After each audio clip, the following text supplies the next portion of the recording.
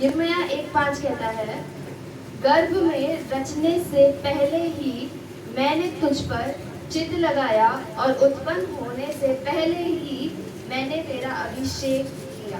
क्या किया? अभिषेक किया। मैंने तुझे जातियों का भविष्यवक्ता ठहराया। तो ये वचन में कहा गया है कि मैंने तुझे गर्भ में ही से ही चुन रखा है। तो मेरी गवाही भी यही है कि प्रभु ने मुझे मेरी माँ के गर्भ से ही मुझे चुना है। उसकी इस वेदी पे खड़े होने के लिए उसने मुझे उस गर्भ से ही चुन लिया है। मैं आपको गवाही देती हूँ कि मेरी जो मम्मी है वो मसीही थी और जो मेरे पापा हैं वो अन्य जाति से थे। उनकी शादी हुई तो अगर मैं आज देखती हूँ, अगर मेरे पापा थे वो अन्य जाति में बहुत ही स्ट्रॉन्ग बिलीवर थे। वो अन्य चीज़ों, अन्य वस्तुओं में जो अन्य विश्वास था वो उसमें बहुत ही ज़्यादा पक्के थे मेरे पापा। तो अगर मैं आज देखती हूँ कि अगर मैं उस समय पर होती और अपने पिता को देखती, संसारिक पिता को देखती, तो ये बहुत असंभव सी चीज़ है कि मैं ये जानूँ कि मेरे पिता कभी परमेश्वर को जानेंगे। बहुत असंभव सा लगता है कि उस समय पे अगर मैं होती वहाँ देखती अपने पिता को कि मेरे पिता बहुत ही ज़्यादा स्ट्रॉन्ग बिलीवर थे अन्य विश्वास में, तो बहुत असंभव सा लगता है कि मेरे पिता कभी जानेंगे, परमेश्वर को जानेंगे। लेकिन परमेश्वर का ये अनुग्रह था कि मेरी मम्मी और मेरे पापा का जब शादी हुआ, मेरे पिता ने परमेश्वर को जानना शुरू किया।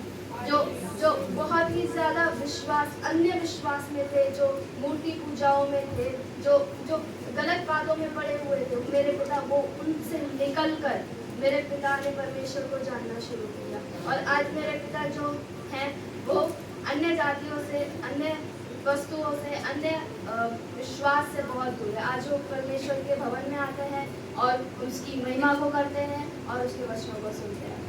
अब ये मेरे लिए इस तरह से गवाही है कि जैसा कि मैंने आपको कहा कि मेरे लिए बहुत असंभव सा होगा अगर मैं उस समय पे देखूँ अपने पिता को कि कैसे बदल सकते हैं इतना स्ट्रॉन्ग विश्वास करने वाला। तो लेकिन परमेश्वर ने मुझे इस तरह से चुना कि जब मैं गर्भ में ही थी, परमेश्वर ने कहा कि तू किसी और भवन में, किसी अन्य विश्वास में तू नहीं जाएगी, तू मेरे ही भवन में आएगी। तो इस समय में परमेश्वर ने मुझे मेरे माँ के गर्भ से ही चुन लिया, मेरे पिता के मन फिराव होने से। जब मैं अपनी माँ के गर्भ में, तभी परमेश्वर ने मुझे अभिषेक किया, मुझे चुना, ताकि मैं आज उसकी यहाँ इस वेदी पे खड़ी हो सकूँ। मैंने आज तक, जब से मैं पैदा हुई हूँ, मैंने आज तक किसी अन्य परमेश्वर, जो मूर्ति पूजा है, जो अन्य जो चीज़ें हैं, मैंने उसमें विश्वासों में कभी विश्वास नहीं किया। मैंने किसी और को जाना ही नहीं कि कोई और ईश्वर भी है।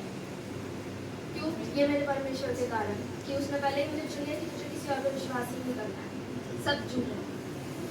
तो ये परमेश्वर का अनुग्रह था जब परमेश्वर ने मुझे चुन लिया।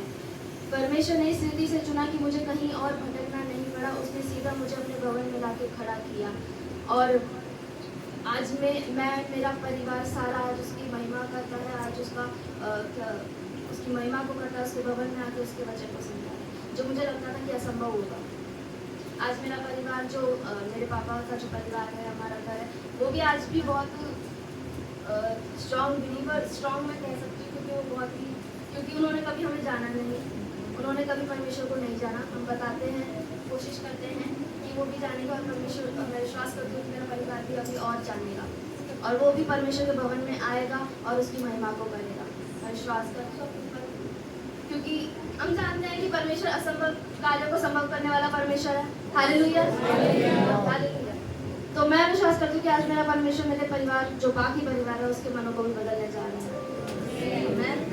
और ये सारी बातें जो थी परमेश्वर ने मेरे लिए करी। जब मैं सोचती थी कि आज जब सोचती हूँ कि परमेश्वर अगर मुझे नहीं चुनता, अगर मेरे पिता के मन फिराव को नहीं करता, तो मैं आज यहाँ पर भी नहीं होती।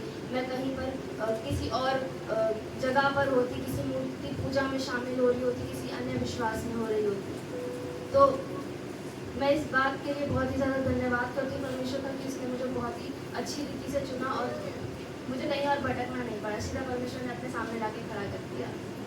आमीन, आमीन। और मैं आपको बताना चाहती हूँ कि जब आप विश्वास करते हैं ना, परमेश्वर आपके साथ हमेशा रहता है ना। मेरा जीवन, मुझे नहीं पता मेरा जीवन कब बदल गया। ये सच बात है, क्योंकि जब आप परमेश्वर के करीब जाते रहते हैं ना, बढ़ते रहते हैं, उसको जानने लगते हैं, आपको पता भी नहीं चलेगा कि कब आपका जीवन उसके साथ साथ बदलता जाता है। जब मैंने परमेश्वर को जानना शुरू किया, मुझे पता ही नहीं चला मेरा जीवन कब बदल गया।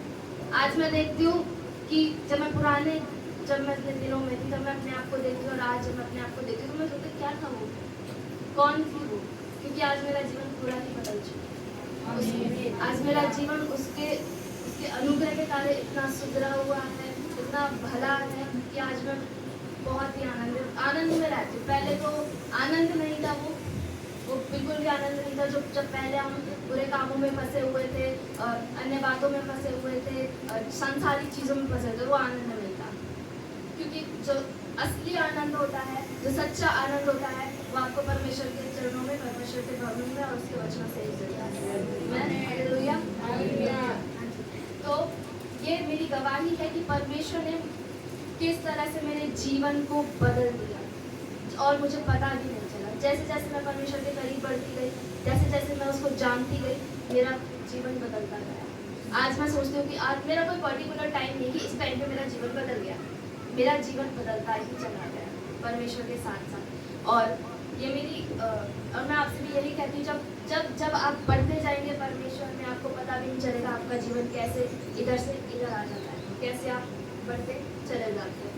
परमेश्वर आपके जीवन में वो आनंद, वो आनंद, वो उद्धार और वो सारी बातें जो आप चाहते हैं, वो सभी आपको देना चाहता है, लेकिन अपने समय में जानता है।